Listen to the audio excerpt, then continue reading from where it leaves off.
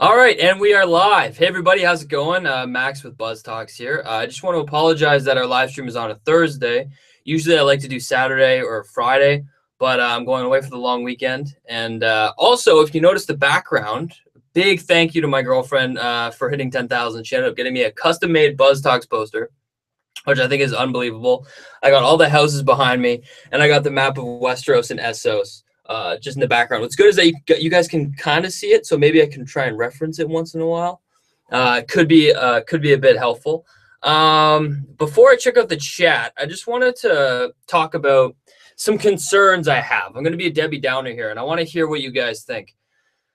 So I'm getting nervous that this season is going to be too rushed. It's 7 episodes, and the producers have said that, they're only going to do the amount of episodes that are appropriate for the story that they have left to tell. But episode 3 to me was kind of an eye-opener that it may be sped along to a certain degree that I don't want. But to be fair, though, we got like 15 to 20 minutes with Jon and Daenerys at the start of the episode. So I don't want to take that away from it. I think that was awesome. That was really well handled. Where this concern comes from is actually from Bran. The fact that he arrived and it was so quick that he was a different person. And it annoys me that from a storytelling perspective that we started off with a character that we knew since episode 1. Like the cliffhanger of the first episode of Game of Thrones was with Bran. And the fact that all of a sudden they're going to chuck him in and he's going to be a totally different person. To me, kind of rubbed me the wrong way. I wish they kind of introduced that or showed him maybe changing in the previous season or gave us more character moments with him and Sansa. And I feel like Bran is now going to be changed forever. And we never got that arc. He just shows up and he's a different guy. So I don't appreciate that. And I'm starting to run into this thing where I really delved deep into my predictions and I outlined it as best as I could. They're grounded in the plot leaks, but I put in a lot of work in the sense that you have a couple points for episode 1, a couple points that'll happen in episode 3. And I kind of drew everything together in what I thought made sense. And there's certain things that I'm seeing that I hope it adds up and I hope it makes sense. Because the producers of the show don't write their own fan fiction to the point where, everyone kind of has their own sub story, but it doesn't affect the overall whole.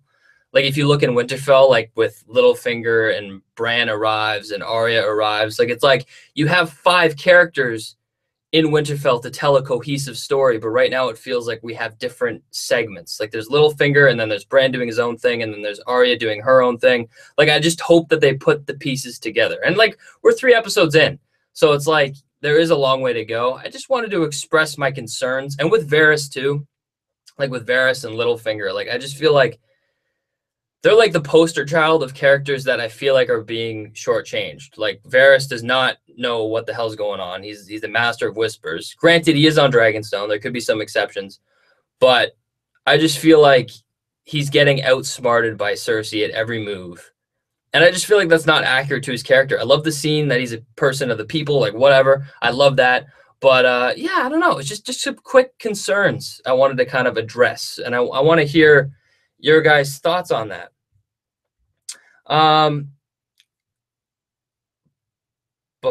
Just checking out the chat right now. Hello, everybody. Hey, Ricardo, Jennifer, Infinity 8, Danielle, Nature Girl. What's going on, everybody? And I don't know what's going on for season 8. I don't know if we're going to get longer episodes, but I think it's probably going to stay within the 60 to 80 minute frame. I really hope that they don't speed it along. It's making me a bit nervous. And with my predictions, for example, we'll see next episode. That's going to be the true sign for me, is that I wanted in my predictions, if you check out my Daenerys predictions video, I thought that she would want to follow being not burning everyone alive, showing them a better path.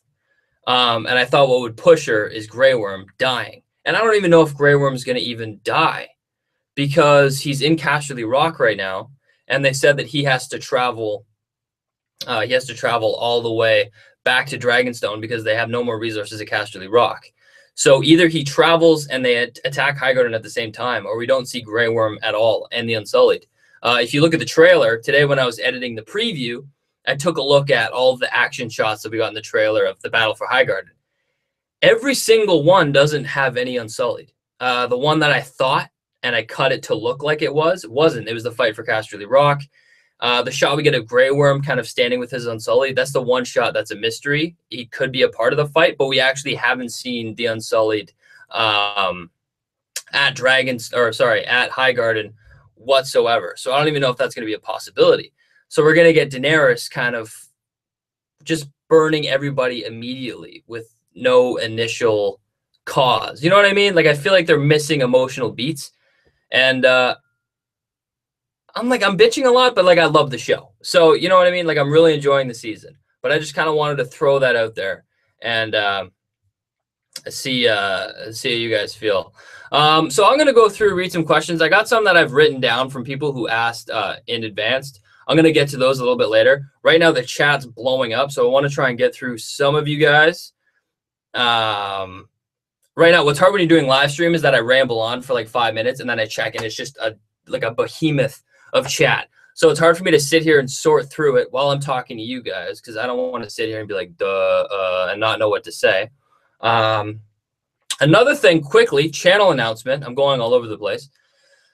You're going to get 2 live streams from me next week, and that's 100%. But it's not the way you think. I'm not going to be on this channel. I'm going to do a live stream here with you guys, and then I'm going to be doing a live stream on Enchantment of Eternity's channel. I don't know if you guys know who he is. He's an amazing guy. When I had 600 subscribers, I had like 600 subscribers. He took me in and put me on his channel, and I was able to do my first live video with him. So I'm really happy to be doing that with him also. And right now I'm working on doing a live chat on my channel where we're going to be talking about Game of Thrones Season 7 as a whole. This is going to be after the last episode, so we can analyze it and see what's going on. So I'm really looking forward to that. And I'm trying to get Trevor on these live chats. I think it'd be a lot of fun. But hopefully that happens. Daniel Williams, first question. Do you think the episode should be at least an hour and a half?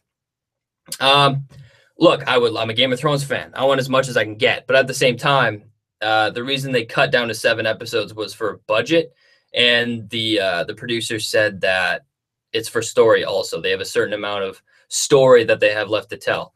And if they're going to do an hour and a half per episode, I think they might as well just do 10 episodes or take that time and make and create other episodes. Because as HBO as a creator, you want to expand Game of Thrones as long as possible. Why cram it into 6 episodes of an hour and a half if you can spread it out to 8 to 10 episodes of 50 to 60 minutes? The reason that's so beneficial is because you get viewership that's paying monthly to keep your service. So it's in HBO's best interest to have shorter episodes that last longer. So they won't want Game of Thrones episodes that are longer than an hour and a half. And if so, they would have 7 or 8 episodes instead of 6. So that's the way I think about it. It's more of a business. It's more the business side of it. How do you know Bran is dead? By Zach Gibson. I'm assuming you're thinking that Bran is like dead inside. Like, why do I think he's like weird now and he's just not really a person anymore? And I think just from a creative point of view, it doesn't make sense for HBO or like the producers or whatever, the show, to say, oh, here's your new Bran. He's really fucked up. And then them to magically change it back again. For me, that doesn't make sense. And they took such a big leap with Bran's character development. I would be angry if they went back because it just shows to me that they're all over the place. So they might as well stay consistent to what I was talking about. I got distracted because Eric Chapman's dick wants a shout out. So there's your shout out, buddy. Enjoy it. What else do we got here? Eric Chapman's dick. Are you overall underwhelmed by season 7? Are you disappointed thus far? And would you rank season 7 amongst all the seasons? With this season, it's like everything else. Like I need to view it as a whole. Like I want to watch episode 1 to episode 7 continuously. It's hard to watch episode by episode. And Game of Thrones to me is a lot different than Westworld. Like Westworld, Game of Thrones is my favorite show of all time. But watching Westworld episode by episode was the most enjoyment and fun I've gotten out of watching any show. Like I had a blast watching that week by week. With Game of Thrones, it's like, it's different. I don't know how to explain it. Like when I watch the one episode, I want to get to the next one. Because for me, Game of Thrones, I just spat everywhere. For me, Game of Thrones is about like the overall whole. Like I'm sitting here bitching about Daenerys going into Highgarden and maybe Grey Worm isn't there. I'm speculating on all these things, and the show is moving so fast that I can't. It's hard for me to possibly predict what's going to happen. Like Littlefinger, Grey Worm could show up at Highgarden, or he couldn't. Like it's out of my control. So I need to look at it as a cohesive whole and see where all the foreshadows were and how it fits together. But overall, like I may be complaining, but it's an amazing season. Like it's a really awesome season. Like I have my gripes here and there, but it is doing a really good job. I would rank it like it's up there. Like my favorite season, I think, is season 4. And then maybe season 6. Like I have to sit down. Maybe I should make a video on and rank my seasons. But it's definitely up there, and it may beat season 6 because I always look at season 6, and for me, episode 1 was a disappointment, and episode 8 was a disappointment. And I just didn't like the way they handled Arya, and I didn't like the way how they killed all the sand snakes. And it was just I could tell that they just kind of brushed over the plot for the sake of it. So if they knock every episode out of the park, which they've done so far, then hey, like that's it. It's one of my favorite seasons. B Hut. Varys probably doesn't have a lot to do this season. Littlefinger has been in every episode. They're setting up his demise with the return of Arya and Bran to Winterfell. But that's my debate, is like how maybe it's my problem because I keep looking at my predictions, and like I really like my predictions. It's like I worked a lot on them, and I wouldn't have put it out if it wasn't something that I really wanted. And maybe that's my problem, is that I'm looking at my predictions and I'm like, that is so, I like that. But then they're doing it in a different way, which is great. I love it. But I don't know how they can get him. From watching these 3 episodes, I don't know how they could bring Littlefinger's demise, because we all were in the camp that it could be Bran. Bran's come back now and he's like, I see fragments. So it's like they've written him out as a character that doesn't know what the hell's going on. Like he sees everything, but at the same time he can't piece it together. So I don't know if he's going to be the one to help get Littlefinger killed or whatever. And if it's the other way around, how would Sansa just do it on her own with Arya? So I feel like going the other route and excluding Bran, I feel like it wouldn't flow properly. Like it wouldn't flow the same. And I think they're going to focus on Bran and the Night King. So that's good for them, but I just don't know if it'll flow properly. I just want them to use all the pieces on the table. And that's like with Pod and Brienne. Like Pod and Brienne are sitting in Winterfell. They're not useful at all. And it's like, I get it. You have an hour per episode to tell a story. But there's a lot of characters that they're shelving. Like Tormund. We haven't seen Tormund at all. Granted, he isn't needed. He's going to Eastwatch by the Sea. We're probably going to see him in episode 5. Probably because they don't see him as a primary character. They don't see Tormund as a character who can hold his own as a character on screen. So the reason we'd see him in episode 5 is because the Brotherhood would reach Eastwatch and they would come across Tormund and the Wildlings, and that would set up them. Because Tormund and the Hound and Beric and Thoros, those are enough characters to set up a scene. And then that would set up episode 6. But yeah, I don't know what Pod and Brienne, I have no idea. Like, I think they're just going to be characters that are going to be training, and they're going to be the introduction to a scene between 2 other characters, because to me, they just aren't important moving forward. Somebody's in the chat talking about Arya and Brienne. I don't know what kind of interaction we're going to get between them. Like, no idea. And I don't even know how Arya is going to act. Like, I hope it doesn't turn into a joke. Like, Bran comes back and he's all messed up, and I hope Arya doesn't come back and she's all like she was with Hot Pie. Like, the way she was with Hot Pie was kind of like, to me, the way Bran was with Sansa. She was very, like, dismissive and just kind of, like, weird. I don't know how to explain it. And I hope that she's not like that when she returns. And with Brienne, I guess she just kind of brushed it under the rug. I'm not 100% sure. But the story isn't really at Winterfell. I guess the story is really focused in on Dragonstone right now, because Daenerys is getting her ass kicked by Cersei at every turn, which that's another thing. I didn't realize Cersei was a master commander. And granted, she is listening to Jaime and all of this, but I took Cersei as more of a impulsive character that sometimes would lead to her detriment. And I don't know. I just hope they stay true to the characters and who they are.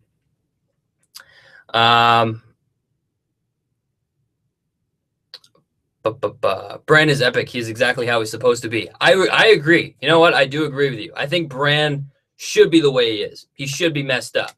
But I wish they set it up. Like the Three-Eyed Raven, he wasn't messed up like Bran. And I wish we kind of got progression. And then you could go into theories. Like I always said that the reason Bran is the Three-Eyed Raven is because of his past. So maybe Bran technically isn't the best candidate for the Three-Eyed Raven physically. Like he doesn't have the best ability.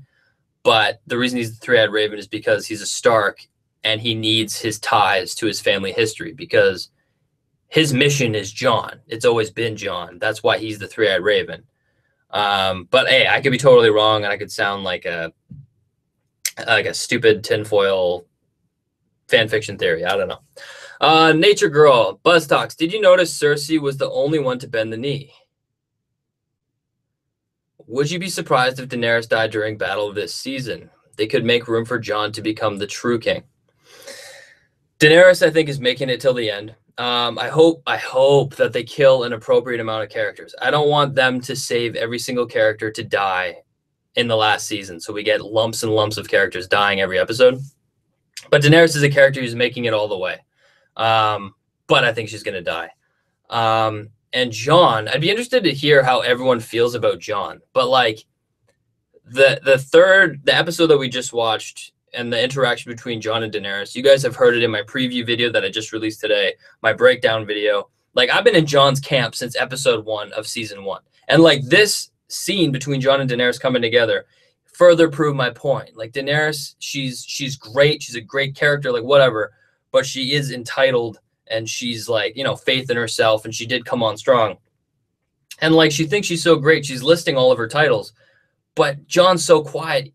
And like, he tops every one of her titles, which I think is crazy. And he doesn't say anything and he's humble. And it's like, he doesn't seek leadership. It comes to him because of who he is. So I think that's the most interesting, is that Daenerys is on a quest to gain leadership. And she's realizing that this leadership has responsibilities, whereas Jon takes on responsibilities, and these responsibilities lead to him being a leader, pursuing leadership. Where is... I hate that when you read a question and it disappears. God damn it. Sorry, guys. Let me just read through this chat. Is Bran going to tell Jon about his parents? I would assume so, because he said in a muffled voice, I need to see Jon. I need to see him. So I would love to see that interaction. I think that would be interesting. I don't know what he would say. I think the Bran that we know now would keep it kind of brief. But I think he definitely would have to tell him. But I just don't know where that conversation goes. Like, it's like, hey, man, you're Rhaegar Targaryen and Lyanna Stark's son. But where do they move on from that? Like, does Bran say, like, because of that, this is what you must do? Or, like, how does Jon move ahead with that? Because for me, Jon's character, the reason it's so important isn't because that he's a Targaryen. Like, if his name is Aemon, Aegon, Jaehaerys, whatever the hell it is, Targaryen, that's not important. His name is Jon Snow. And according to him, his father is Ned Stark. But what's significant is that his blood is Targaryen, which allows him to be the savior. So I don't think Jon's true parentage is going to lead to a leadership role because of who he is. I think Jon would get a leadership role because who he is as a person, not who he is as, you know what I mean, as the son of Rhaegar and Lyanna Stark.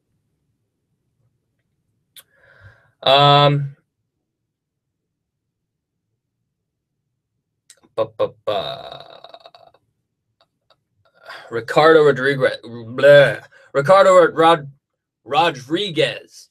Will Melisandre meet with Daario and Volantis? I don't know. It'd be interesting if we saw Daario again, but I don't see why Melisandre would think Daario is important. like right now he's been left in charge of Marine, if I'm not correct. Maybe you guys can correct me in the comment section down below. I feel like if Daario came back, maybe Daenerys would call upon him to help lead the Dothraki or the Unsullied. If Grey Worm were to die, something like that, I'm not sure. But I think Melisandre is going to Volantis for, as what Trev and I talked about, that's kind of like where one of the main churches, or I can't find the word, but a lot of red priests are there. And like, hey, Melisandre wants to stop the Long Night, but while she's doing it, she might as well spread her religion because she believes that that is the true religion. And if you spread that, if you spread her religion through Westeros, it would, according to her, help with the Long Night, make people aware, and that would be a useful tool. So,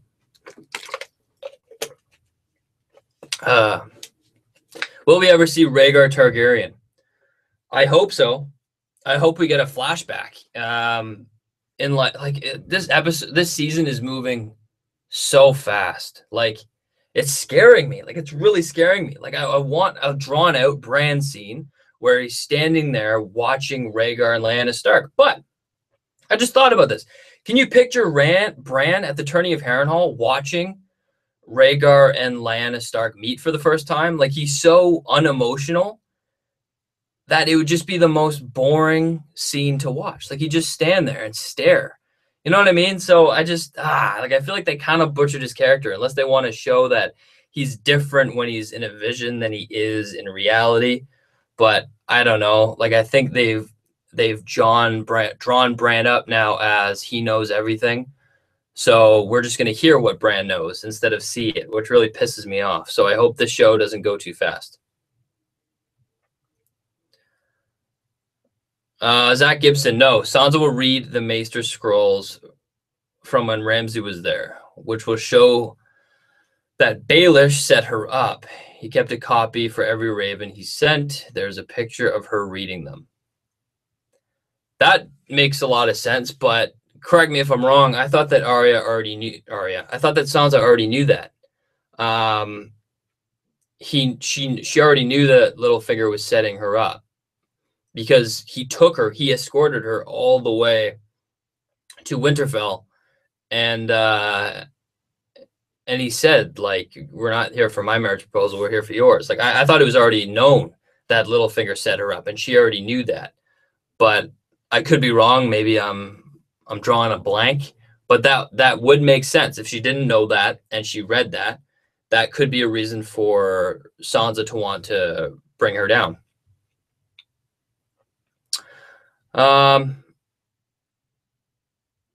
BuzzTox. There's a video with Arya and Brienne sparring. Is it a video of Arya and Brienne? Because if it is, that would be really cool. But I thought it was just Pod got his ass hit the grass, and then Brienne kind of swung on him. So to me, that scene meant that, like, in the last episode or 2 episodes ago, we saw that Pod kind of hit Brienne when she was looking at Tormund. So this is kind of like, oh, you're not prepared, smack. But if it is Arya, that would be cool.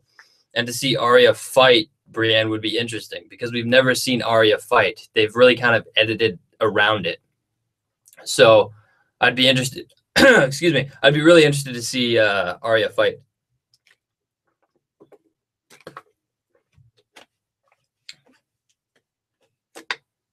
Oh, did Baelish actually react to when the Maester said that they have records of every Raven scroll? That would be very interesting, because that does set it up. Ricardo, I think that Arya and Bran just want to meet Jon. Arya decides to go to Winterfell, and when she heard that Jon was king in the north, Bran told Sansa that he needed to talk with Jon.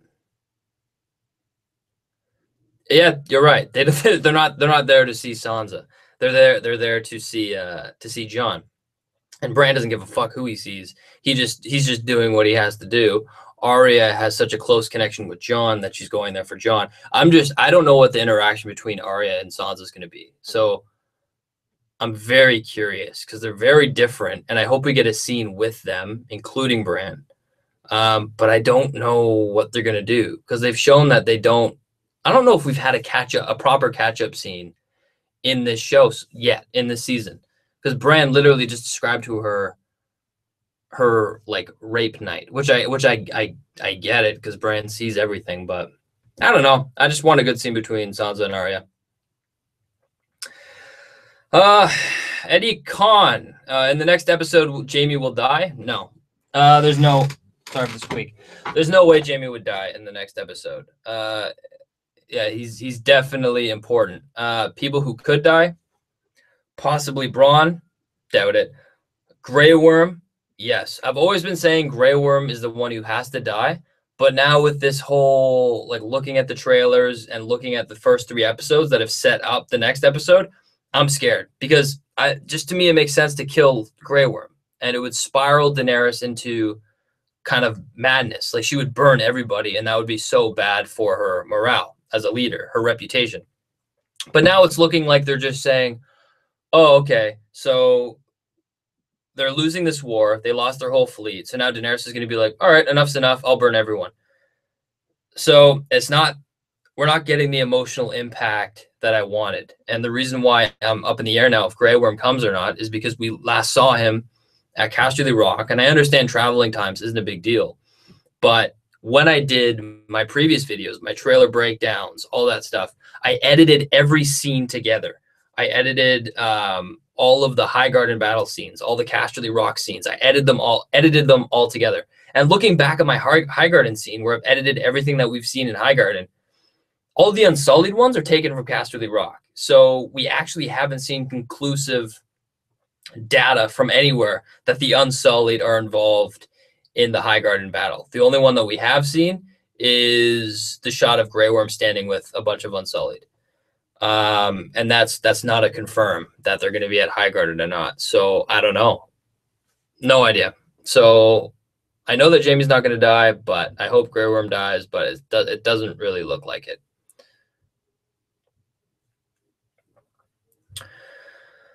Let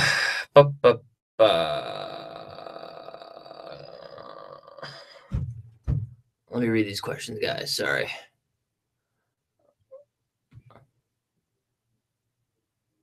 Scott McCloy. Bran being the Night King is more believable now. Trev's take on the White Walkers not being all bad. And yes, Arya has a cat's paw sparring with Brienne. She actually has cat's paw sparring with Brienne. That's interesting. Because that means we've seen Littlefinger open it. We've seen it. I know that Littlefinger's not going to kill somebody. That's not what he does. He's trying to do a strategic move. Either he's trying to... we're going to have 2 new Starks in Winterfell, and he's going to have this. So if I'm going to wager a guess, he has a dagger. It's no use to him. And Bran has arrived at Winterfell. He's like, according to him, even Sansa mentioned in the last episode, he's the new king in the North, but he said he can never be king of Winterfell, king of the North. And he dismissed that title. But Littlefinger doesn't know that. So he thinks as soon as Bran comes back, he's kind of screwed because now there's new leadership and he needs to kind of get Bran on his good side. So maybe the knife, like maybe he's talking to Bran and he gets him to show it to him or something. Maybe he tries to give it to him. I don't know how Arya ends up with it. It would be interesting. I like the idea, like, fuck, like this changes everything to me because I thought that the knife would be proof of Littlefinger's crimes and Arya would find it because we see her looking under the bed in the trailer. She looks under something and it looks like she's scavenging or looking for something. So I don't know. No idea. Jay Patel, BuzzTox. Spoilers, I saw a leaked script for episode 4 and it said that... Sorry, I don't know if I want to read that because it's spoiler.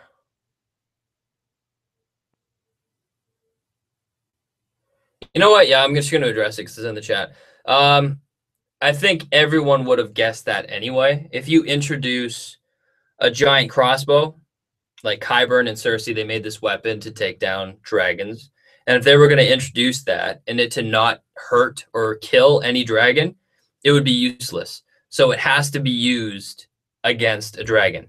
And obviously, Daenerys, it looks like she's just going with Drogon to fight at Highgarden. And they're not going to kill Drogon because if you kill Drogon, you kill Daenerys.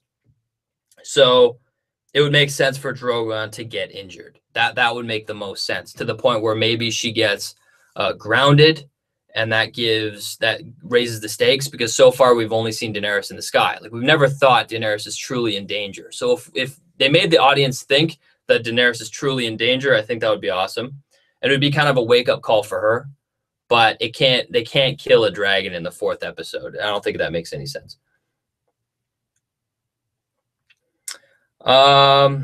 Josh friend, why would Jon and co have to go that far north to get a white? Couldn't they just go to the wall and get one of those ones that turned in season 3? Very confused by this theory. Well, I would describe it as they went north of the wall and they brought it back, and then it turned into a white. So I'm guessing that there's no whites roaming around by the wall, because they're all with the Night King. Like, he's building up his army. So that's the way I would classify it. And like with the whole thing with Jon capturing a white, is it looks like that's what they're setting up, because Jon kept saying, like, how do you prove to everybody that that the White Walkers are real? And it's like just a subtle hint. I don't know, like they're really gonna, if they do that, if they do like if Jon comes up with the idea to capture a white, I hope they don't make it sound stupid, because at face value that sounds like the stupidest shit ever. So they have to give us enough scenes to make it believable. Would they actually, they have to justify to us why they should go and actually capture a white, because to me, Jon's experience was a massacre at Hardhome. Good luck. Like, how do you capture one white from that massacre? To me, it doesn't make any sense. So I don't know.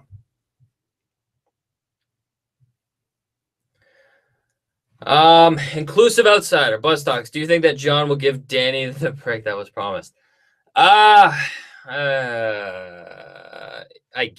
maybe it's a possibility. I don't know.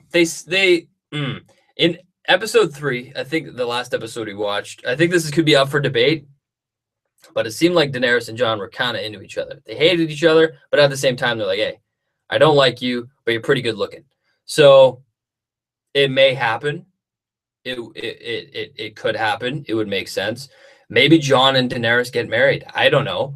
But bottom line is, they're not going to last till the end. Daenerys is going to die. So if they got together, I'm not going to be upset about it. Like, sure, it seems like a natural story arc. The characters are both really similar, and they've both been through a lot. And it seems like that's like the natural thing to happen.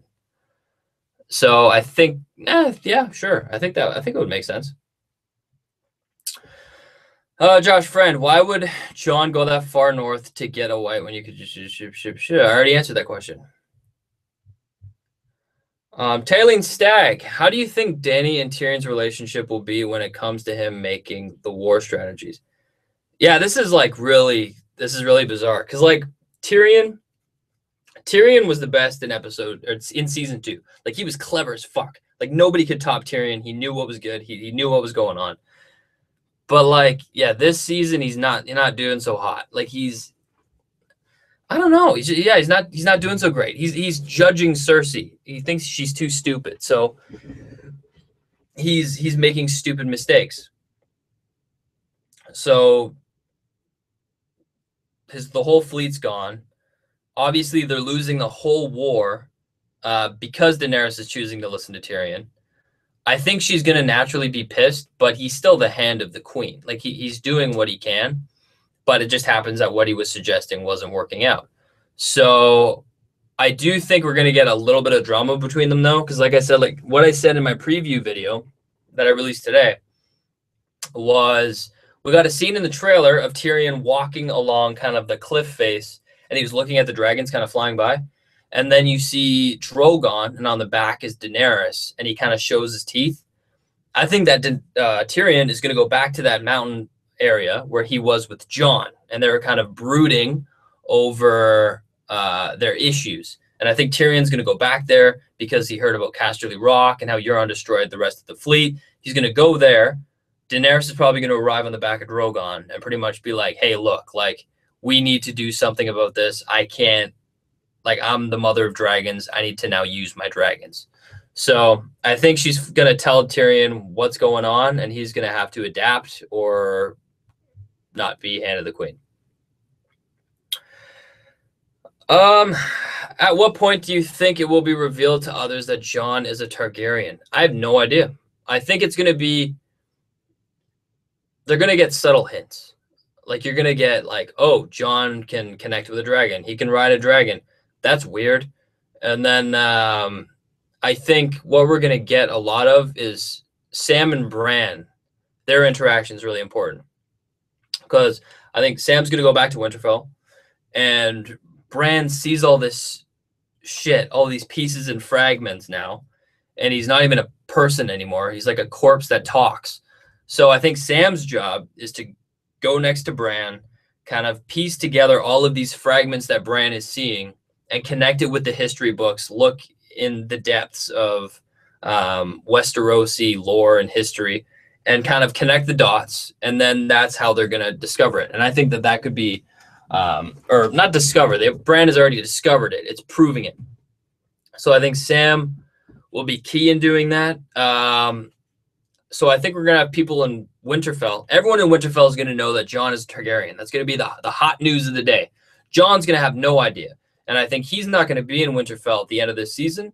I think we're going to get a spot where almost Winterfell is somehow in danger by the White Walker threat. And we're going to have Jon and Daenerys and all of them going back to the north to try and save them. But yeah, I think I don't know how they're going to do it the next season, because Jon's not going to know this season. It's going to be next season. And I don't know how they're going to address it without brushing over it, because I feel like we're going to get enough hints. Like, he can ride a dragon. He can do this. He can do that. I think we're going to get enough of those hints where it's like, no shit. Like, no shit, he's a Targaryen. You know what I mean? And I feel like everyone will feel like that. It's just that Bran and Sam will prove it. And I think they would tell him in season 8.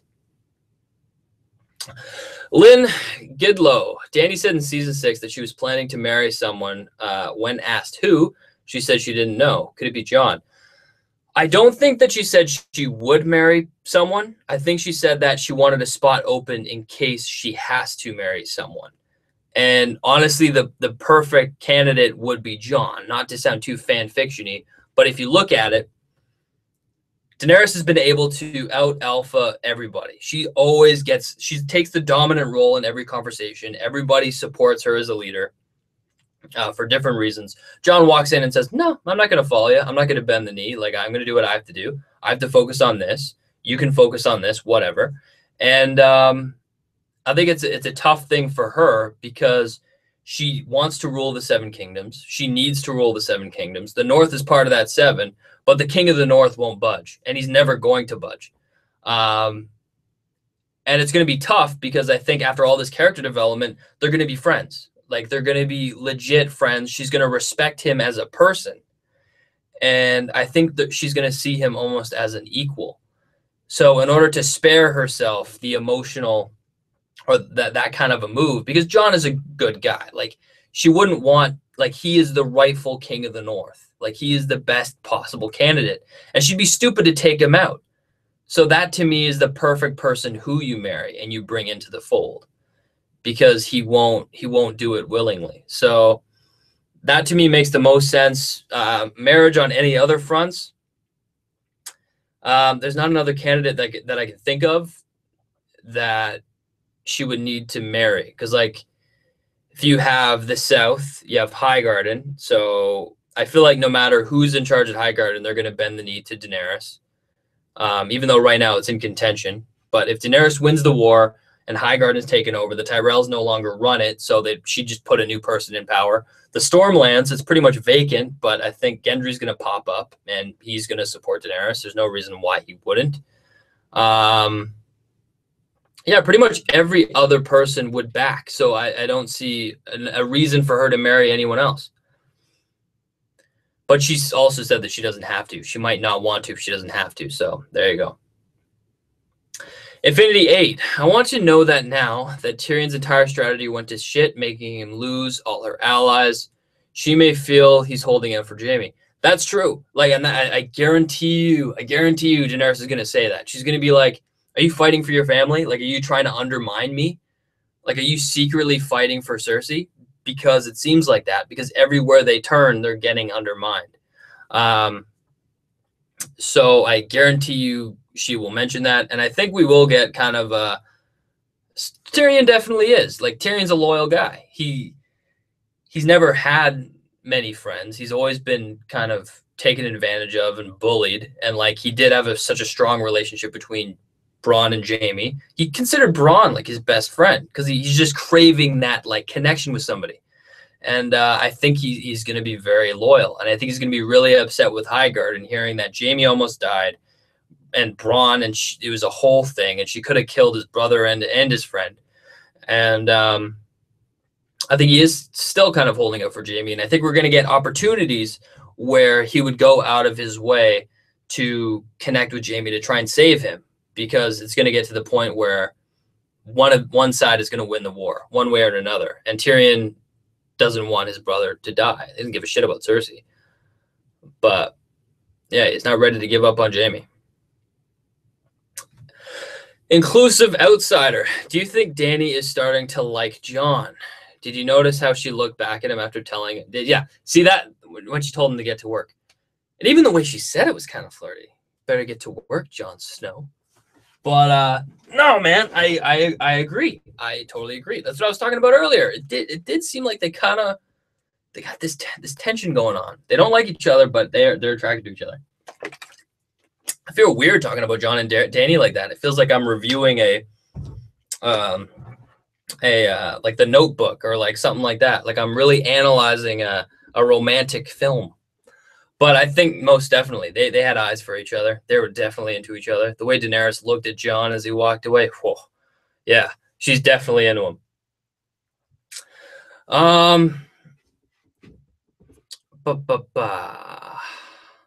Alliances. The best way to make alliances is with marriage. You're damn right, Norma.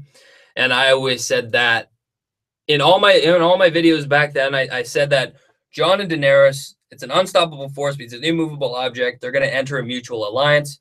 You're totally right. Alliances are with marriage. And that backs up what I was talking about with Jon and Daenerys getting married even further. That makes sense to me. Tyrion drank himself stupid and Cersei drank herself smart. D&D poor writing. Look, yeah, I know. Me and Trev kind of had a disagreement for you guys who watched that. You know, Trev said that Cersei is a very good battle strategist, and so is Jaime. And like, I know Jaime's made like a lot of mistakes, and they addressed that in episode 3, which I like, that he learned a lesson from Robb Stark and he utilized that in this strategy. But Cersei's doing a pretty damn good job, and I think she's committed. She's complicated because I know like she does things without thinking. Like with the Faith of the Seven, she armed the Faith Militant, which ended up bringing down a whole family house as well as her child. But yeah, with this season, I'm just trying to justify why she's staying true to her character in this season. Like, she's taking counsel from Jaime. Jaime's the war strategist. Jaime, I'm sure, it's complicated. I don't know.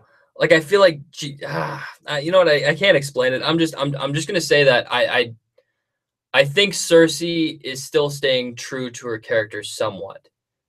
So that's good enough for me. I'm not ready to do a character analysis, but I think that the Cersei that we saw in season 1, episode 1, and the journey that she's been on could be capable of ruling the way that she has in this season. So I just said 2 minutes of nothing to say that. So there you go. Take with that what you will. I gotta fix that. I keep looking at the microphone. I don't know if you guys noticed that. I'm sorry. I need to stare at the camera. Hi guys. I'm staring at my microphone. I don't know why. And it's hot as hell in here. Whew. Oh, what else do we got here? Eric Chapman's dick. I love saying your name. Q&A. Do you think that the battle next episode will be 20 minutes or kind of a 5-minute battle? I hope 20. They have a lot of stuff into a 50-minute episode. That's from the signs I'm seeing. Right. From what I'm hearing, they're using the same amount of extras, same amount of time as Battle of the Bastards. So I don't know how long Battle of the Bastards was. Maybe the actual fighting of Battle of the Bastards and the drama surrounding around it was maybe like as soon as they got on the field, it might have been 15, 20 minutes, maybe 25. And I think that makes sense. Like as soon as I heard that they're going to be doing a Battle of the Bastards type episode in episode 4, I immediately assumed that like, oh, okay, you're going to get the build up to Battle of the Bastards and then maybe a couple scenes in between. But it does look like, as you're saying, we're going to get different scenes from every character. So we still, hopefully we get the build up to that fight that we want. I don't think it's going to be a problem. We're going to get Winterfell. Wait, is that pretty much it? Let me just check my notes. Hang on. I think we're going to be getting literally just Winterfell. And Highgarden.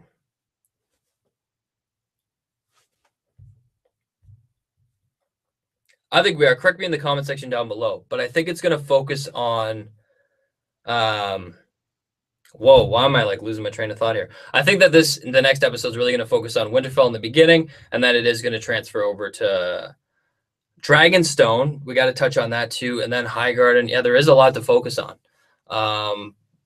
But I think they'll do a good job. I don't know how they're going to get Daenerys from Dragonstone to Highgarden that fast. Maybe they're just going to snap their fingers, and she's going to be there. I'm not sure, but we'll see how that happens. But there's a lot of traveling within a couple minutes. We're going to see. I remember bitching about the fact that in episode 10 of season 6, we see Varys arrive at Dorne, say Fire and Blood, recruit Olenna, and then go all the way back to Essos just to sail back with Daenerys to Dragonstone. So we were pissed off about that travel. Well, this episode is going to be nuts because I think we're going to see Daenerys at Dragonstone with Jon, and we're going to see all that stuff in the teaser that we saw, the stuff of Winterfell, when they go in the crypts or the caves of Dragonstone, and they look at the dragon glass, all that stuff. And then we're going to see her appear at Casterly Rock, or not Casterly Rock, at Highgarden. So it's going to be crazy. A lot of teleportation. Fernandez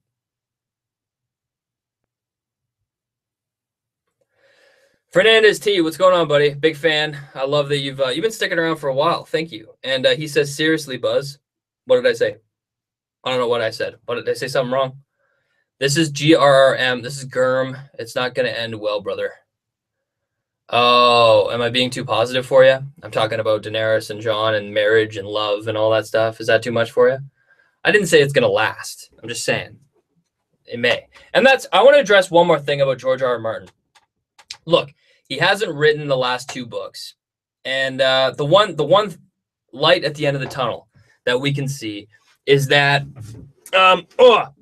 whatever George R.R. Martin is writing, it will end the exact same as this show will. Like Dan and Dave know an exact outline of how the show will end. So it's just a means of how to get there. So that's what I love about that. And George R.R. Martin follows a lot of different characters. And one of the books wasn't even focused on all the characters that we love. We had like Brienne and like all these different characters, which is good. But as a show, you need to focus in more on certain characters that you developed over time. So it does make sense almost to have a smaller seasons, because we're really focusing in on these characters where I believe George R.R. Martin would be looking at different avenues and different characters.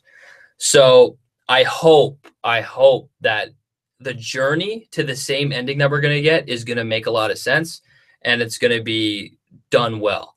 Like, I just want another Hodor, like the Hold the Door Hodor. That was an amazing reveal. And that's like amazing writing that was set up from episode 1. I want more of that. Like, I hope we get that with the show. And I hope Dan and Dave have those answers from George R.R. Martin. But we'll see what happens. And you know what? We have kind of gotten that this season, to be fair. Like, the one that I can kind of think of right now is the medicinal properties of dragonglass. The fact that it can be used to heal, which I thought was awesome because it proved almost a setup of Shireen, saying that Shireen Baratheon grew up on Dragonstone. She mysteriously got cured of grayscale. I thought that was a great way to loop that back into the story. So there's stuff like that I love, and we're still getting that. So I can't complain. Marco Minko, BuzzTox, is it possible that Children of the Forest used to live in that cave before they all cast out to the north? Oh, the Dragonstone Cave. That would, you know what? That would be really interesting. That would be very interesting. I would love that. And that cave, I said this in my preview, it has to be significant because you're not going to dedicate a scene with Jon and Daenerys in a cave if it does not have any significance.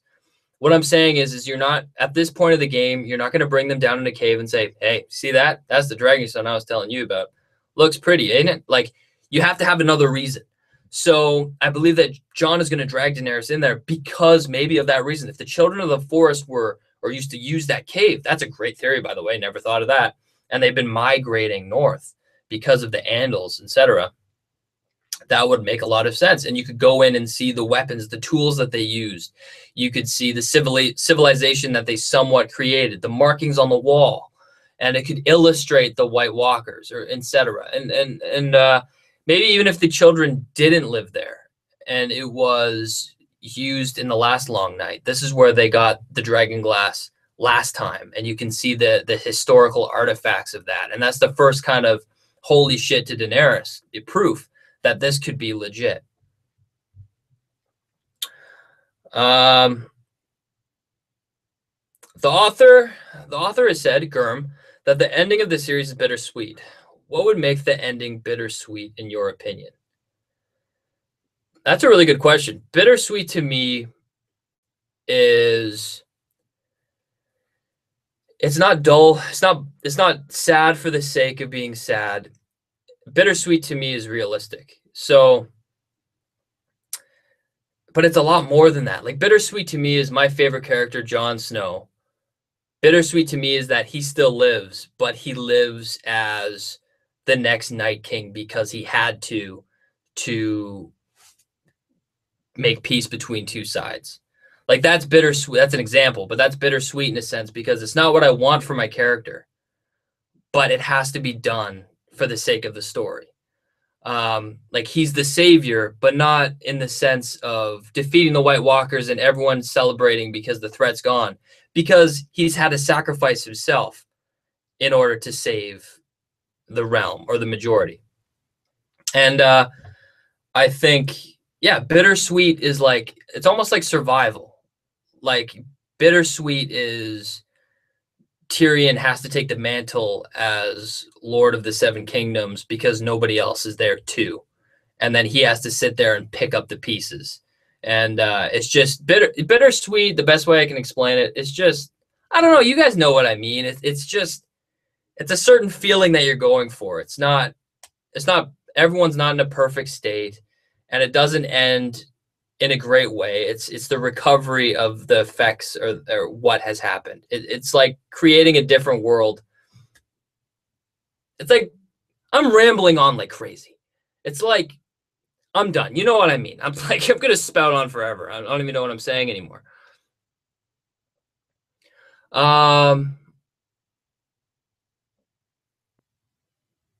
Colonel Doomsday. Are you analyzing? You are analyzing a romantic film, Max. Gone with the Wall. I like it. I like it. And I'm trying to think of something clever. Another film name. The Scroll Book. That was really stupid. I apologize in advance. That was an awful joke. Oh, Norma. The shortest episode ever. It will be 50 minutes. We're spoiled because every episode in season 6 was pretty much 50 minutes. It won't be that bad. And I think we'll be blown away because I think we're going to get a pretty significant action set piece at the end. And I've been calling episode 4 that we're going to be seeing this Sunday.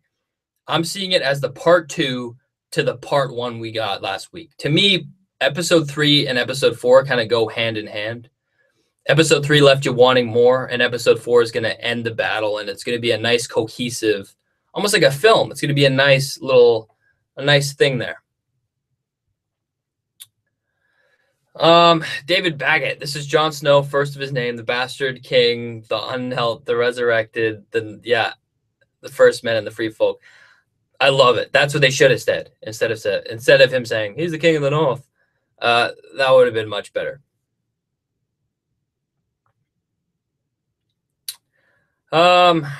Rhiannon, Hey, Rhiannon. I have your question. I'm going to answer that later. Huge supporter of the channel. Thank you so much, Rhiannon.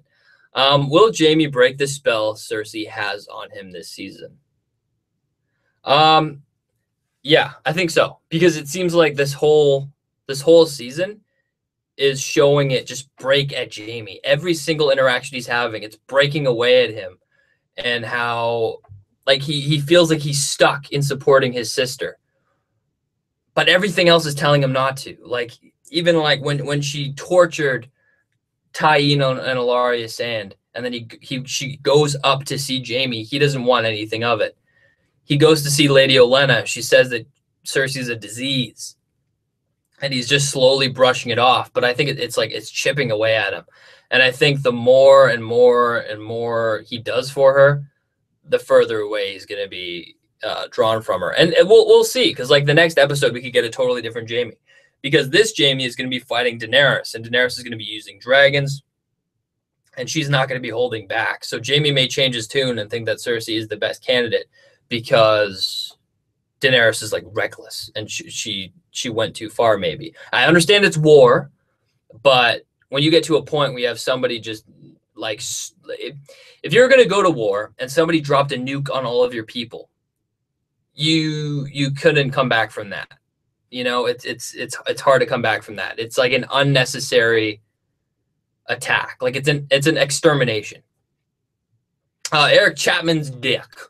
Wait, there's supposed to be 2 major battles in this season, right? The Field of Fire 2.0 and the White Walkers Battle episode 6 or 7. Yes, and I'm really excited for episode 7, because I don't know what the hell is going to go on in episode 7. And like the last episode of season 6 was unbelievable. Like it was just as good as Battle of the Bastards, if not better. And I hope they do something really good in wrapping up this season for the next season. But yeah, I think these are those are the 2 main ones we're getting. So I'm not sure if there is going to be anything else, but I'm sure the second last episode is going to be a big one, because I think it's 70 minutes long. So it's going to be crazy. And I think that's going to be dedicated to North of the Wall. We're not going to see what's going on in Winterfell. We're not going to be seeing what's going on in King's Landing. It's going to be Jon and his team, and that's it. And they're just going to be doing their own thing.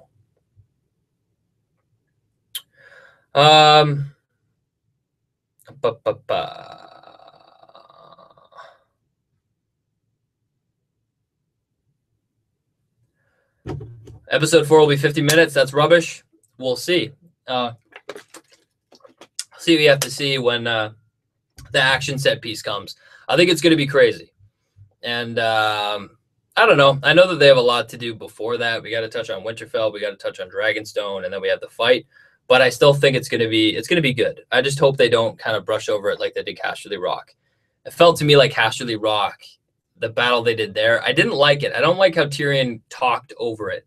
And they gave to me, it seemed like they were giving a what if scenario. Like they would have went off the walls if I didn't know about the secret passage. So I don't know. I hope they pull it off.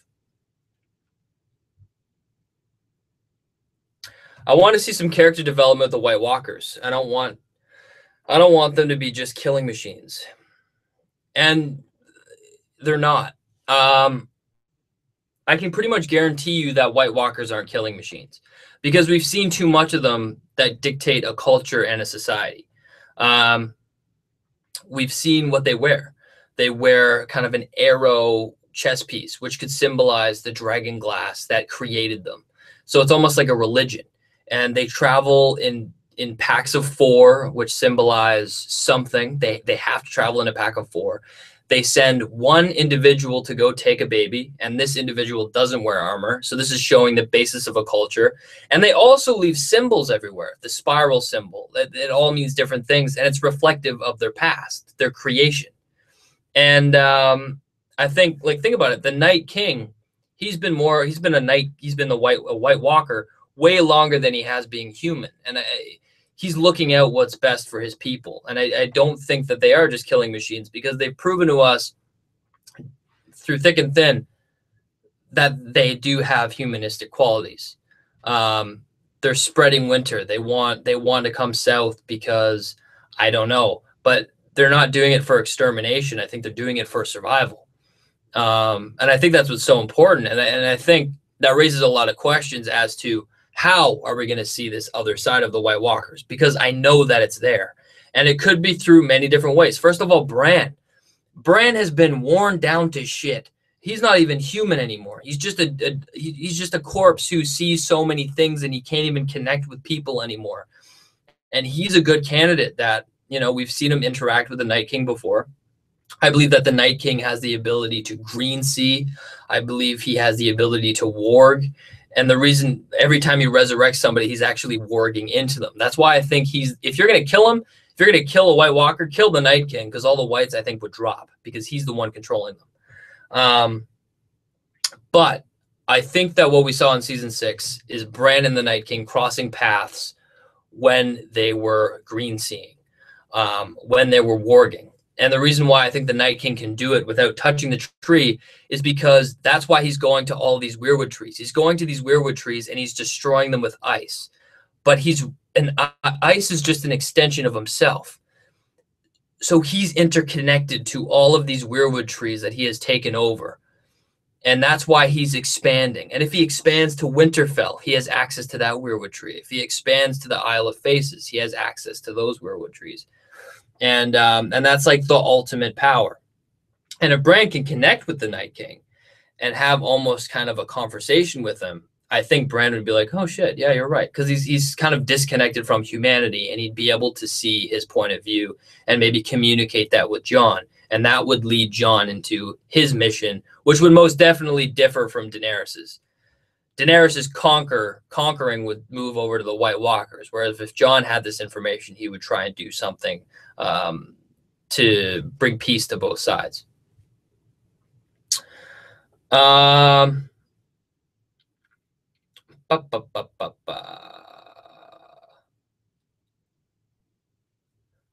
else do we got here? BuzzTox. In the trailer, Daenerys telling Jon she's losing. Will he help her in some way? I know that Daenerys is asking Jon for advice. It seems like the natural thing to do after she's getting her ass kicked left, right, and center by Cersei, and Tyrion's council obviously isn't helping. So I think that's going to be the stepping stone to their relationship. Daenerys, who when Jon first met was very privileged, or to him, she seemed privileged, and she felt like she has to have. She was demanding him bend the knee. She wanted control over him. She was demanding respect. But then she's going to ask him what he thinks. And I think that's going to be a really positive step in the right direction. And I think Jon's going to give proper counsel what he thinks. And I think he's going to say it's reckless. You can't just march into King's Landing. And I think that's what she's going to do. She's going to be like, why wouldn't I just march into King's Landing now and end it? And I think Jon's going to give advice to say, that's stupid. Don't do that. But maybe he would suggest using the dragons in a certain way. I don't know 100% what he would say. But I think whatever Jon says, Daenerys would take it into serious consideration. Because I think she thinks that he's a really smart guy. B-Hut, you're convinced Bran is like this now? I think it was just to let you know Bran is not at all powerful seer just yet. He's still growing into his abilities and has much more to learn. The way I saw it a bit differently. Let me know in the comments what you guys think. But the way I saw it was that Bran has everything he needs. He's the three-eyed raven. He has access to everything. It's just he needs to learn the ability to see better, which is what he's saying. Like he can see everything. Like I may need glasses, but I can see everything that's going on in here. But if I want to see in detail every aspect of this room, I would have to put on some glasses and I'd be able to see it. And that's how Bran is. He has the ability to see everything, but he needs to fine tune it to be able to put the pieces together and cohesively understand it. And I think Bran is going to be the way he is because it makes sense. Like if you're a person who has access to everything that ever was, that has been, and what is now, if you can see everything that's in the past and present and have a somewhat understanding of the future, I think you would be bored too. Like if he's not even human anymore because he's not living in himself. He's living other lives with other people in the in the past and learning. So with Sansa, that interaction with him and Sansa is like, I've seen everything that you've been through 100 times over since I left. I feel like I never left you. I see you all the time. And everything you're telling me, I already know. Why are we wasting time? I need to get working on the Night King. So I think Bran is always going to be like that. I just hope he shows a little bit more emotion going forward. I really hope. But only time will tell. And the next episode will be a good tell, but I have a feeling it's going to stay relatively the same. Maybe he'll get a bit excited when he sees Jon, hopefully. But I don't know. What about Tyrion being Targaryen? I know it's a really strong theory. I would love it, but they haven't paid it off in the books. They laid no pieces of information to suggest that, other than Tyrion being able to connect with the dragons when Daenerys locked them away. But I think they pretty much chalk that up as they're smart animals. They can tell whether you are there to hurt them or help them. And then people draw connections to Tywin saying that I cannot prove that you are not mine. And he said that in like season 4 or something. But to me, that was just a speech. I feel like you can't draw connections from the dragons and with what Tywin said to him being a Targaryen. And I feel like you can't do that now from a storytelling perspective because it will feel cheap.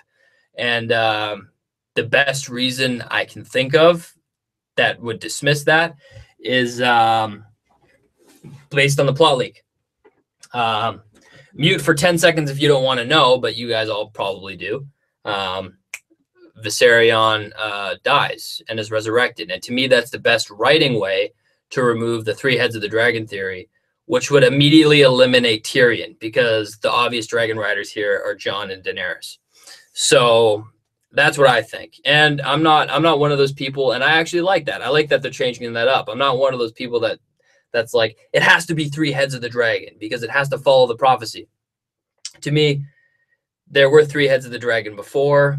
There don't have to be now. History, I get it. It does repeat itself, but this is a new point in time, and not every story has to be symmetrical, parallel, or be the same.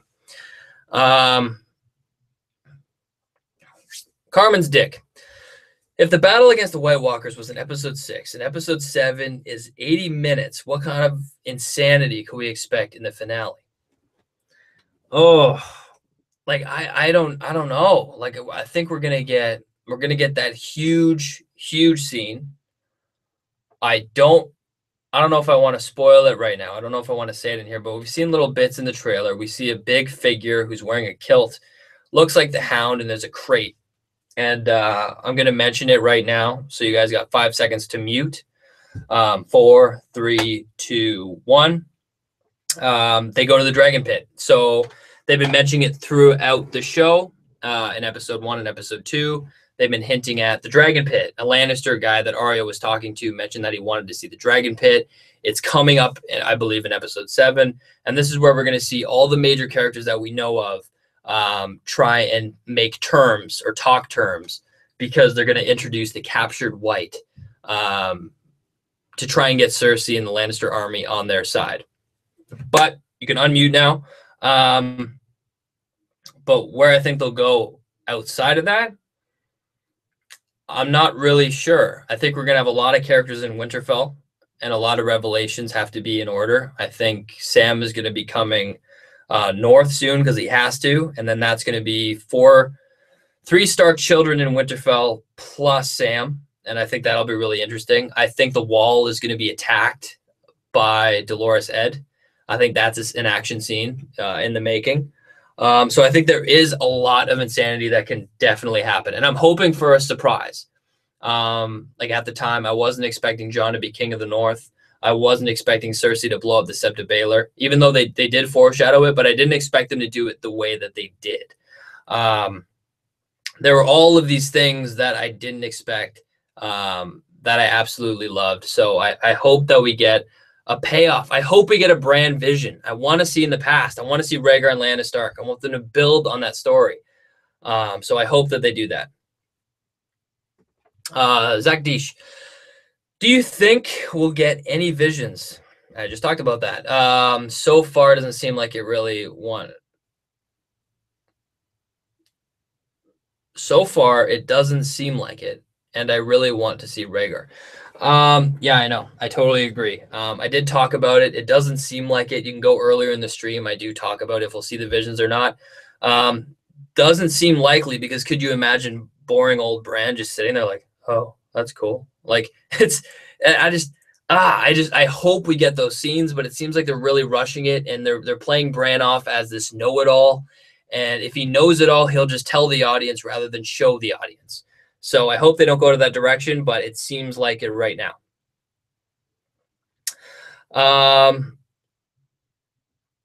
BuzzTox. How do you think Cersei will react when Jaime tells her that Tyrion didn't poison Joffrey? Well, that's up for the debate. Will Jaime tell Cersei that? That's the real debate, and I have no idea. He might not want to tell. Why would he want to tell Cersei? Because it's already over. Like, hey, by the way, that person that you wanted to walk through the streets, and I decided to poison, actually killed our son. I feel like that doesn't really. I feel like Jaime doesn't want to deal with that, so I don't know if he's going to mention it.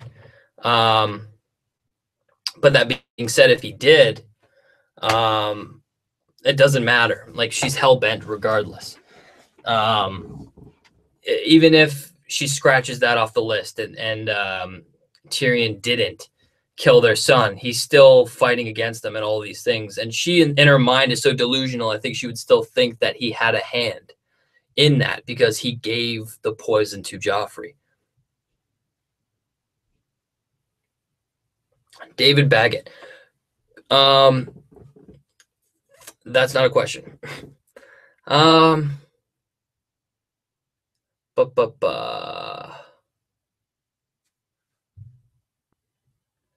know what? I'm going to go through some of the questions that I wrote down from the chat. I got some written down right here. First one's from Rhiannon. She's a huge supporter of the channel, so thank you again. She asked an interesting question that none of you guys have asked yet. Why did Daenerys not have intel on Euron? He sailed his fleet into Blackwater Bay. Why didn't her advisors know about this? However, Cersei knew everything about Daenerys' plans. Could there be a spy in Dany's organization? So everyone's been talking about that somebody must be spying on Daenerys. But I don't think there is. And it is annoying because Varys is not on his game. Because if you have Euron sailing into Blackwater Bay, I feel like that's information that Daenerys should know. In regards into Euron's fleet knowing where to attack Yara and the Sand Snakes, I think they're just going to write it off as he found them.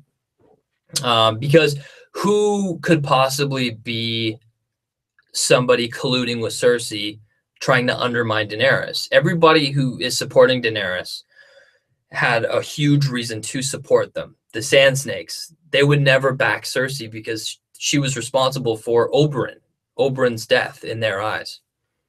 Lady Olenna, why would she support Cersei? Because she massacred her whole family. Why would Tyrion? Tyrion hates his sister and he believes in Daenerys. Grey Worm, no way. Melisandre, no way. The only ones that you could argue for is Varys and Melisandre. And those are the most likely ones you could argue. And that even that isn't true because Varys made it very clear. He's been undermining Cersei since the beginning. And he wants a true leader, the best leader for the people. And it wouldn't make sense for Varys strategically to undermine Daenerys in that way. Melisandre just wants fire and ice together and to stop the long night. So she wouldn't do anything political like that. So I'm not sure. I just think it's writing. They're speeding it up, and writing things like this is a way to speed up the show. And because of that, it's making all of us think that there's secret intel, but it's not. It's just the way the show is being written. Question from Brenda Starr asks, will Bran be able to communicate with the Night King? I did talk about this. Because Benjen told Bran that he has to go to the wall to face the Night King, not fight the Night King. maybe this is Bran's role. And I totally agree. As I said earlier, because Bran is not even, he's hardly human anymore, it'll make it easier for him to be diplomatic with the Night King. I talked earlier about the White Walkers culture. We know that they're not just killing machines because they've established a firm culture. If you want to know why I feel that way, look back in the chat, look at my White Walker video. And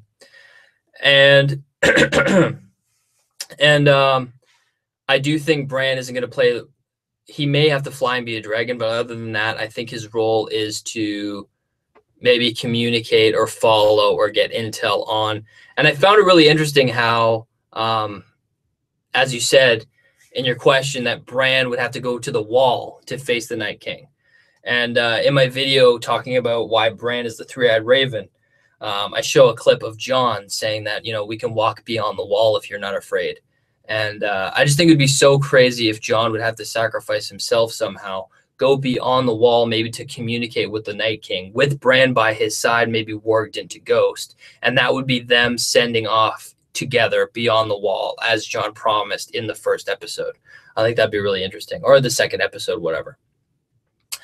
Tracy Jackman. BuzzTox, when the hell is somebody going to take out Littlefinger? My fantasy is Arya wearing her father's face, barehandedly chokes the life out of the little fucker. Well, Ned's face, I'm sure, is a little bit decayed, and I don't think Arya is going to want to rip off her father's face and wear it, but I appreciate the imagination. Little fucker-wise, I think somebody said in the chat, they made a really good point.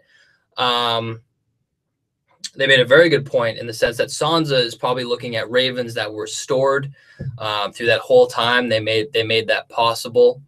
They let us know that earlier in the show that they kept a raven or the scrolls from all the way back, and that may hint at Littlefinger betraying Sansa. I have my questions about it, but I believe they're going to find out that way. I think it's going to move away from what I thought. I thought that Bran would be the one to tell Sansa about that, and Sansa would have to undermine Littlefinger, whereas Arya is trying to prove that he's guilty. But I think it's going to be all Sansa. I think she's going to discover it with the scrolls. I think she's going to do what she can, and then she's going to send him to death. So I think that Littlefinger will end up dying. Let's check out the chat here.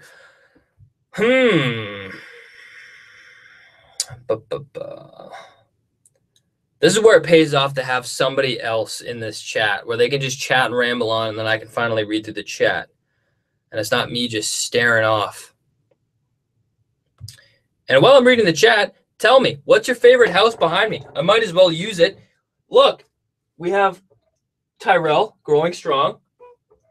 Unbound, unbent, unbroken, Martell. You got the Starks, Targaryens. Let me know. Are you guys a Lannister fan, Wolf fan? You a Stark fan, a Targaryen fan? I'm definitely a Stark, hands down. Let me know what you guys think.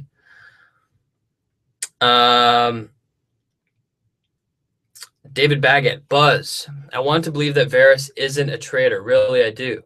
He's the most beloved character, and yet, with the season starting off with Dany questioning his loyalty makes me suspicious. The whole thing with Varys, I made it very clear. And I think he made it very clear.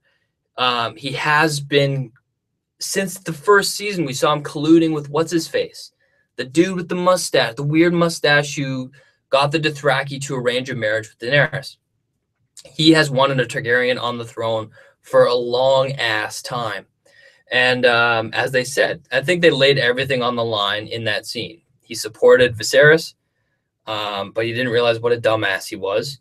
And now he believes that Daenerys is the right person for the job. She is the most appropriate ruler for... She's the best ruler for the realm.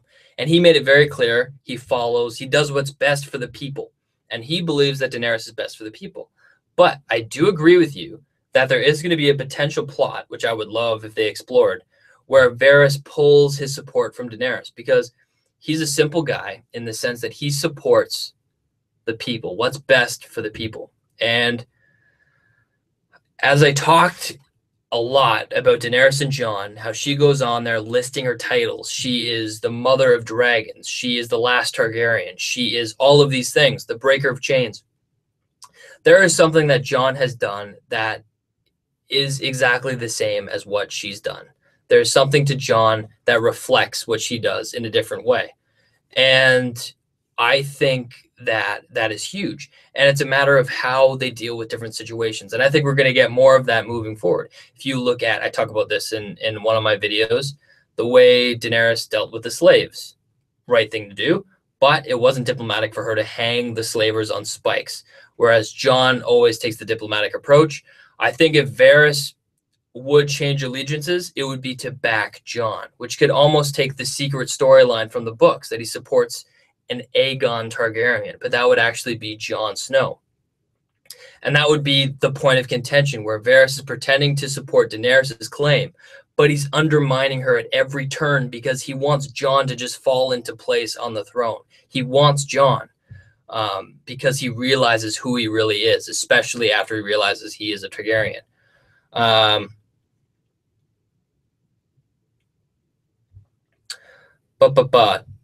Derek, oh, wait, hang on a second. Derek Stokes, BuzzTox, you said Barrick's organs don't work. So do you think he needs food and sleep to survive? I honestly don't know. That was the thing that was said by George R.R. Martin, that he's pretty much a fire white. So he is a man who walks and moves. He's a person, but his organs do not function. That raises speculation for what the hell Jon is in the books. But in the show, I think you can argue that he's very much alive. He's been resurrected in the full. But I don't know if he sleeps or if he eats. It seemed like in the first episode he might have been sleeping. You know, they may not work, but he still has a body. It's confusing. I honestly, you've stumped me. The first question, that has truly stumped me. Good job. Going through this chat here. Crap, I read a question that I really wanted to answer, but then I missed it. It's so frustrating. P.S. BuzzTox is awesome. Thank you so much. Amber Lynn McKay. Radwa Salad. What's Arya going to be doing this season? Also, who do you think is the least liked Stark? Now it's Bran. Sansa getting hate, but I think it might be Bran since he seems less interesting.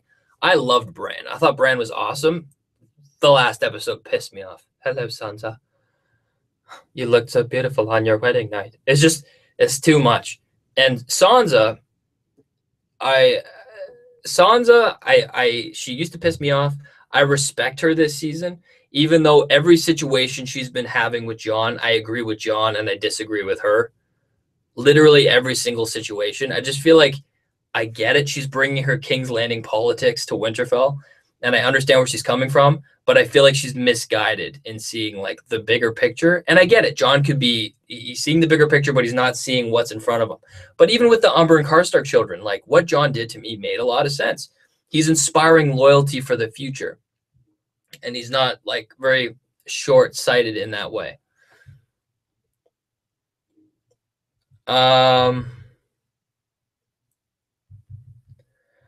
Scott McCloy, yo Max, I really want you to do a video about Faith of the Seven and the Seven Survivors of the War for the Dawn connection. Here's the thing. I don't know if I would do a video about the seven survivors.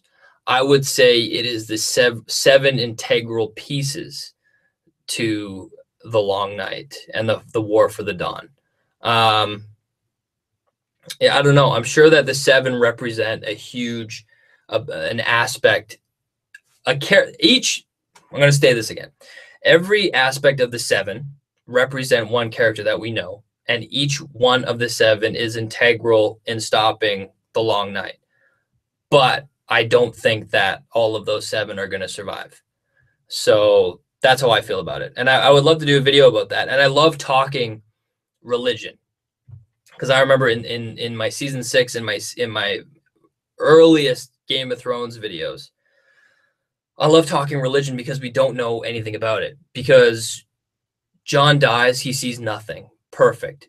it could be argued that that's realistic. But obviously everyone has a different belief, and you know, no one's wrong, because really, what do we know? We don't know anything. You know what I mean? The only thing we know are questions, and it's just a further understanding of our world. And according to Game of Thrones, we know about all these different religions, and we're seeing there's the old gods, and that is very tied up with Bran and the three-eyed raven. You got the red god who can resurrect, who can do all these different things. You have all of these different religions, and I think it would be really cool if it's all under the same umbrella, and it's not a world of gods.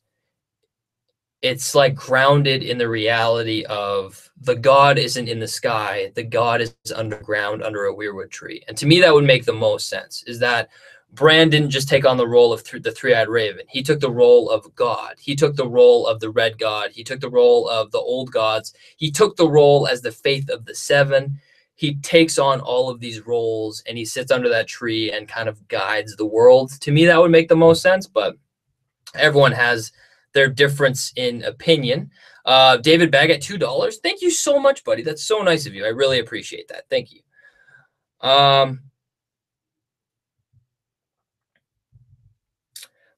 Steph the Rose.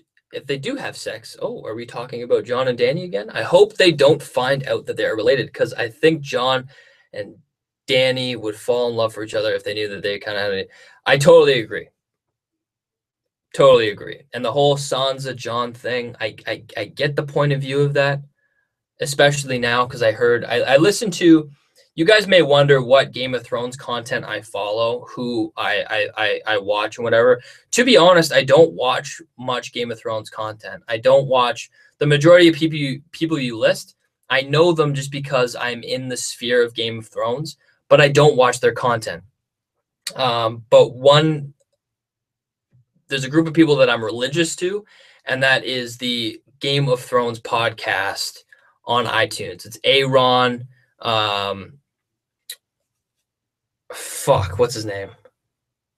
It's the official, unofficial podcast of Game of Thrones. I love it. I love their podcast. I watch Enchantment of Eternity because I've been a fan of his for a while. But other than that, I don't watch major channels. I may watch Emergency Awesome once in a while, but you know, I don't know.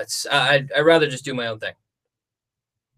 Why did I go off on that tangent again? I don't remember. Wesley Mons, yo, BuzzTox, great work. Love the new background. Thank you. What's Euron's role for the second half of the season? It seems like we haven't heard of any leaks dealing with Euron coming in the last half of season 7. We know that there's going to be the fight for Highgarden, but I believe it's going to shift to the northern threat of the White Walkers. So I think Euron is going to take kind of a back seat. Excuse me. But we know that he has Yara. So they could be returning to Pike, the Iron Islands. And I found that interesting. I don't know if anybody noticed that, but in the map, before we enter the episode, we saw the Iron Islands. And we didn't actually go there in the episode. So I think that could potentially be foreshadowing that we'll be going there with Euron Greyjoy and Yara. And that could be a whole other plot scenario.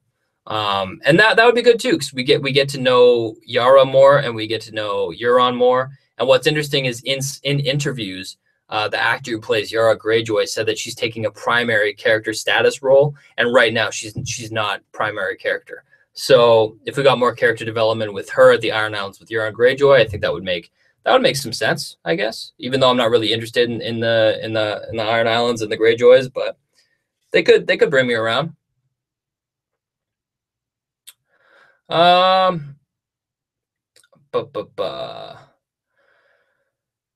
you have any theories about Howland Reed's location and involvement in spilling the beans about Jon? Well, in the last season, they made it very clear that he was there and he was present. But I don't know if they're going to pay off on it. Bran's all messed up now, and I think he might just be like, "Hey, Jon, like this is who you are. You're a Targaryen." And Sam is going to be there to connect the dots. But other than that, I don't think we need Howland Reed to say he's telling the truth. Like that's all he would be good for, is that, you know, this is what Bran says, and this is what Sam proves in the history books. And then Howland Reed walks in and says, they're right. And then he walks away. Like, it's like, I feel like he's not useful. So I don't know if we're going to be seeing him in the show, but in the books, he could play a prominent role. John going to give a dragon a ride. You're damn right. He's going to give Rhaegal a ride. And I hope it's this season. I hope it's this season. I hope it is in episode 6. I hope he gets in the same point like Daenerys, where he's backed up against a corner and he has no choice other than to like close his eyes and summon a dragon. I think it would be really cool if he summoned Rhaegal like Daenerys did Drogon in season 5. I think that would be the best reveal ever. It would be the best way to reveal. Instead of them telling us on camera that Jon is Targaryen, instead of seeing Bran and Sam do that, I think the best way to tell us would be visually and for Jon to summon a dragon himself. I think that would be awesome.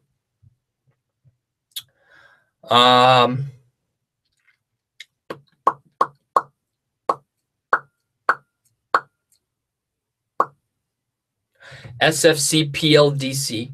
My theory is that Littlefinger shows Arya message from when Sansa was in King's Landing when Ned was executed. In note, Sansa told Mother or Robb that Ned was a traitor, in which in turn causes conflict between Sansa and Arya. Yeah, I know that sounds familiar because I think that's from the plot leak. I don't like that. I see that's another thing for me is shallow storytelling, and that was my complaint kind of about this season is I feel like I can tell that they've rewatched season 1 to season 6, and they're like, oh, that's a cool thing to tie back on. That's a cool thing to mention. That's a cool thing to mention. And it looks like they were just watching it and being like, oh, Littlefinger could use that little thing that we put in there. So I feel like they're just taking things and adding them in this season for the sake of doing it to make it seem more cohesive. But I wouldn't like that, and I don't think it. From what I've seen so far, it doesn't add up for that. Like, why would that put Arya against Sansa? Like, Sansa's very clear that Littlefinger is sneaky. Like, I feel like Littlefinger's in the spot now where he can't afford to be that conniving, because he needs the Starks as allies. He's backed up into a corner. He can't afford to do stuff like that. But we will see. I think his motive is to get on good terms with every single Stark he can. But I'm sweating, can you tell? With Derek Stokes, BuzzTox, you mentioned when you think Sansa will marry off Arya to Robin. I did. With what we know about how this isn't her, what conflicts come from that? No way she's marrying that weirdo.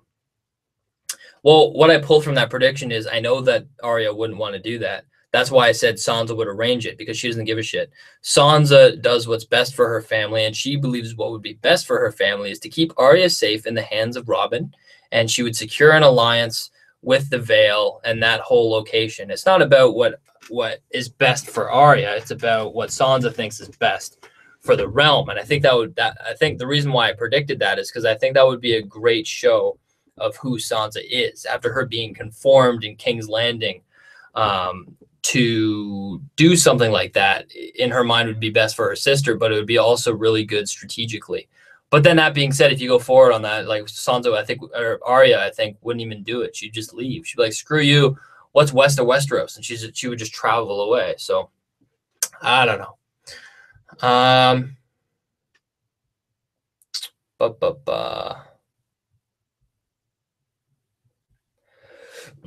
Chapman's deck. Will Euron due to this season, and also if the White Walker battles is in episode 6 and episode 7 is over 80 minutes, what kind of craziness will episode 7 have? I did talk about that. I said yes, what everyone is saying down below. I spelled it out. I made a spoiler warning. A lot of characters are going to be together, and I think it'll take a significant amount of the episode. And then we also got a lot of characters in Winterfell that we're going to focus on. And that's pretty much it. I think episode 7 will have people in King's Landing and people in Winterfell, and that's it. Okay, Scott McCloy, BuzzTox. What will Arya do in season 8? This is a big. It's a lot. It's hard to predict because we don't know where season 7 ends. But it's I don't know. It depends on if she wants to be a Stark or if she's going to use her assassin abilities. Gendry, we know, is going to be brought back into the fold. The Hound, all of these characters that Arya has been surrounded with through her journey to become a faceless person. And I think she might be used strategically to take someone out. Maybe she may be used to try and kill Cersei. Maybe she'll be used to, like, we know that she's meeting up with Melisandre, and I think she's meeting up with Melisandre in season 8. I'm convinced of that. And she'll have eyes of blue, green, and brown, and there'll be eyes that she shuts forever. I'm convinced that she's going to die fighting. And that's pretty much all I know for Arya right now. I don't know if she's going to stay in the north or if she's going to do something for the better of everyone else and go south to try and assassinate somebody. But I'm really not sure. What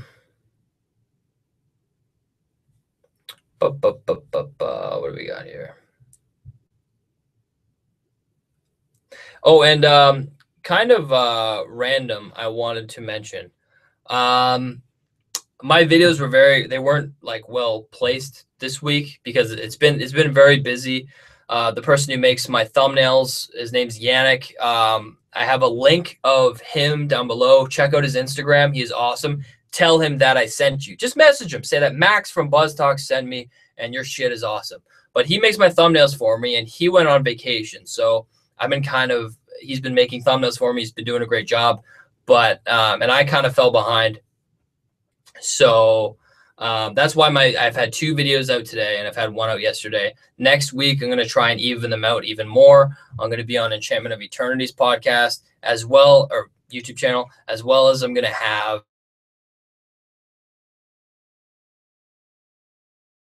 because then we could all chat with Trev, and then we could do like a really freaking long live stream. It would be me and Trev. We'd be just talking, chatting, and you guys can be a part of that conversation because Trev and I can just riff off each other and talk for hours. So then we can get to the chat. It could be like a 2-hour live stream or a 3-hour discussion of Game of Thrones. To be honest with you guys, I'm sweating right now. My back is soaked. I'm really painting a disgusting image, but it's how I feel.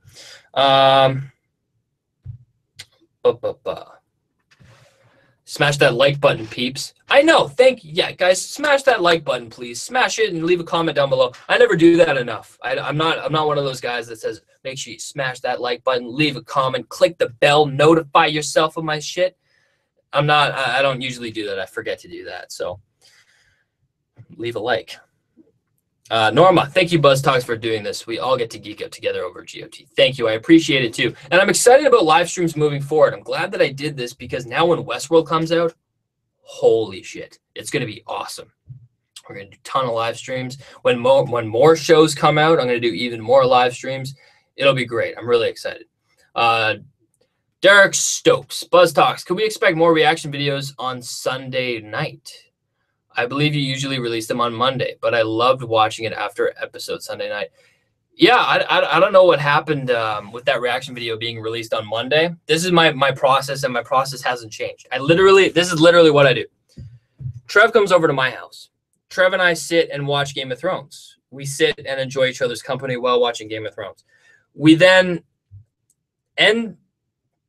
What am I talking about? We then finish the episode, have a couple laughs. We get in his car.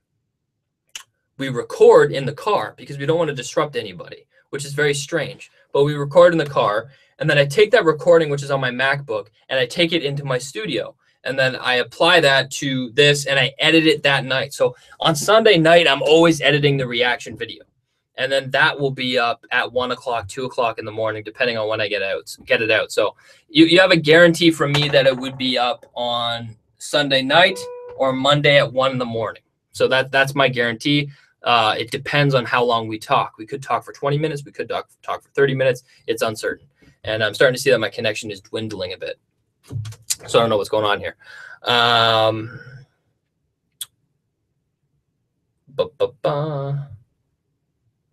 John versus Brienne. I gotta say John. I can't say Brienne over John. It's got to be John. Rosie. Hi, Max. Hey, how's it going? Thanks for finally making it to the stream. Will Sansa start to hate Jon? She knows his true parentage. No, I don't think Sansa will ever hate Jon. I think she started this season off with a jealousy of Jon because he got what she thinks she deserved. And I think her hearing about Jon's true parentage, I think that would only make her kind of happy for him in a way. I don't know. Like it's like when he's a Targaryen, he can't really be king of the North unless they still want him elected. I'm not sure, but I don't think her outlook is going to change that much. Who do you think could beat the Mountain? A dragon. And Qyburn. And the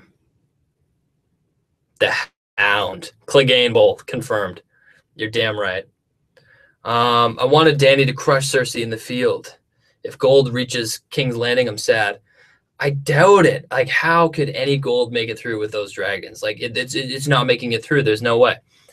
From my question is whether she burns it all and nobody uses it, or she takes it for herself. There's no way where Cersei comes out on top here, and I don't think she gets that gold personally. But yeah, Arya beats Brienne. I hope so. If they fight, like somebody in the chat said earlier, if they actually fight next episode, which I didn't know, I would hope Arya would win. That would be so badass.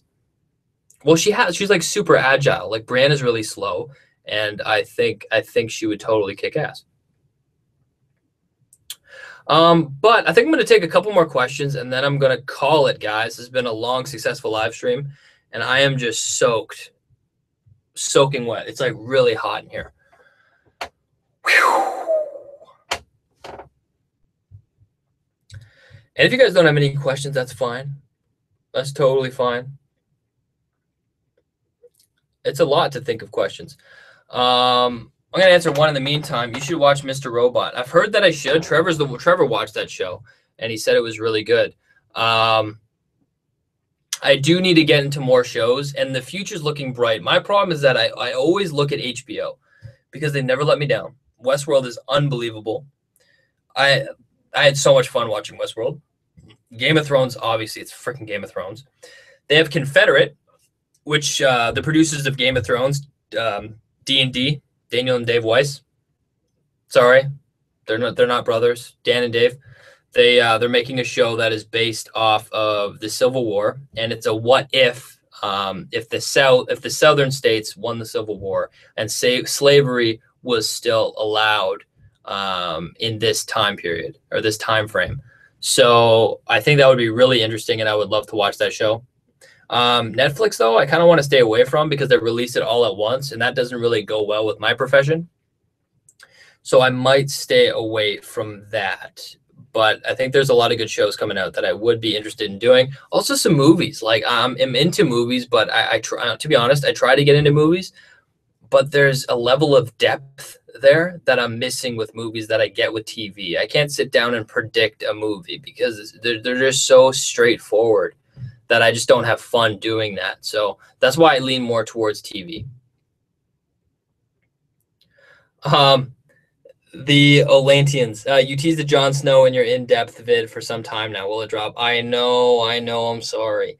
I've been teasing this video forever, and like, it's crazy. I'm sorry. It's so much work, and I just haven't had time, and I need to sit down and do it because this video, like my brand video, I write it. Like I write a script, and I don't write a script for any of my videos. Usually I just sit down and I do a couple bullet points and I just ramble on.